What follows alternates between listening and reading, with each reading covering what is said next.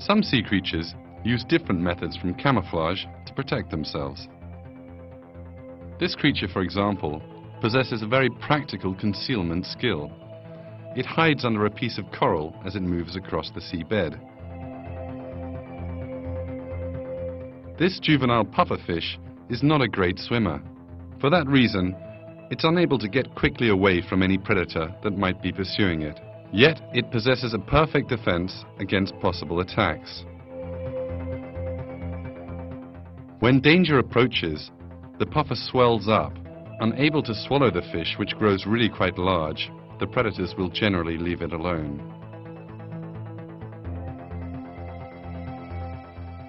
This fish, known as a porcupine fish, appears before us with a similar defense system to that of the puffer. Larger than the puffer, the fish has horizontal spines on its skin. When it senses danger, the fish immediately swells up to several times its normal size. His spines stand up as it begins to swell, and it takes on the appearance of a needle-studded ball. This appearance makes most any fish which may have been tempted to try to eat it forego the meal.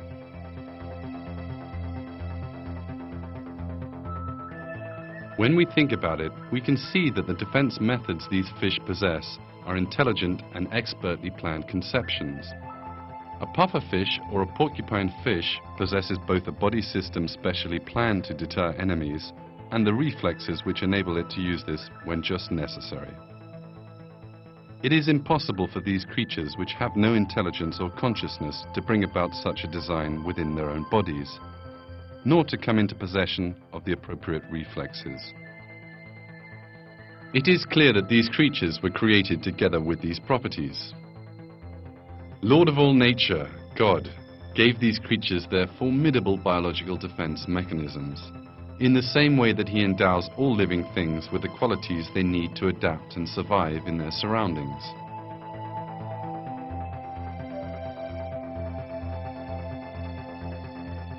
The living creatures you've been watching so far are only a few of the infinite variety of species inhabiting the boundless oceans.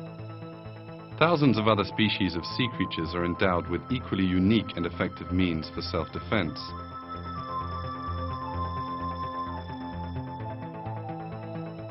One example of this is the mantis shrimp.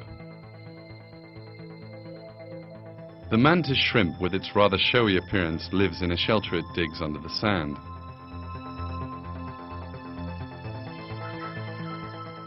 When the shrimp emerges to feed, it uses its claws like a hammer to unlodge a mussel it spotted. Then it tears the mussel into tiny pieces with a series of powerful blows.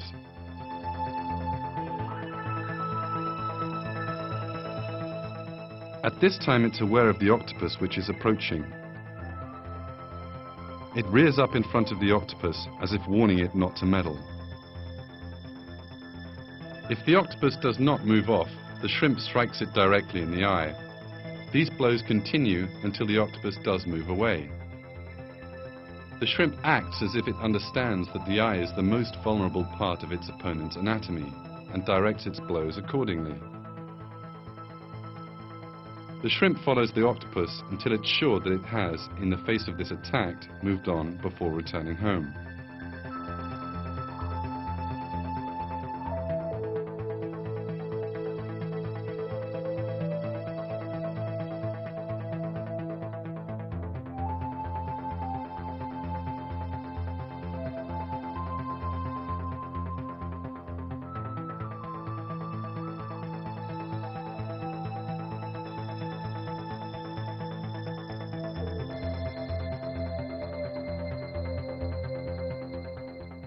Another defense we see in underwater creatures is false eyes.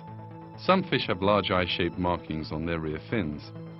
These markings have the effect of making them look bigger than they actually are. Furthermore, it diverts the enemy's attention towards its tail, instead of the more vulnerable head area, which can provide the vital seconds needed to escape. The actual eyes are also camouflaged with a thick black stripe. Of course, this design cannot be the work of mere coincidence, but has been specifically created for the protection of these creatures. It is not possible here to distinguish between this fish's head and its tail. The false eyes at its rear are a perfectly designed means of defense. But what is more surprising, the creature whose fronds it is swimming between is not a plant but a seahorse.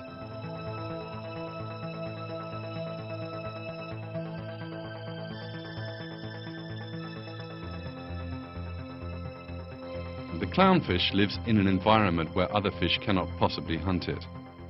The sea plant it's happily swimming about on is actually armed with extremely poisonous venom that can paralyze any life form touching it. But clownfish are completely immune to this poison. This is because of the transparent material in the clown's skin, which is intended to stop the burning capsules on the plant. As it approaches the plant, it gradually lowers its stomach and begins to explode these capsules. Thanks to the transparent substance on its surface, it is not harmed by the poison exploding over it. And after a few attempts at contact, it soon builds up an immunity to the poison. It can now live a peaceful coexistence with the plant.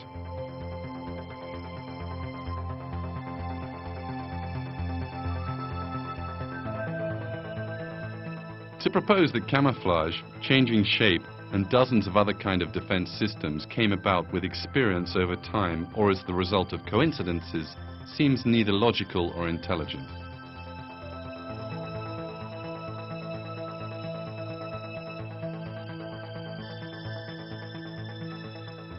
These living creatures, which possess no intelligence or logic, continue their existences thanks to the biological systems uniquely created for them.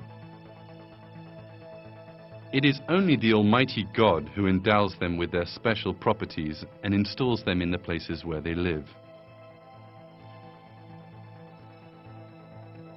He tells us of this truth in a verse of the Quran. Your Lord is the preserver of all things.